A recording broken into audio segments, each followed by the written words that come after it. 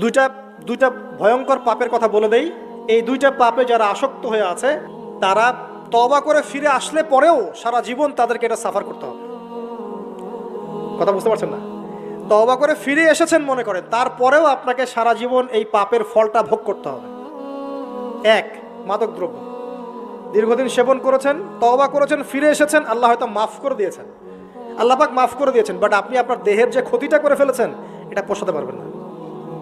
এক নাম্বার। দুই, তখন আপনি যদি বিয়ে করেন আপনি স্ত্রীকে সন্তুষ্ট করতে পারবেন না। হ্যাঁ।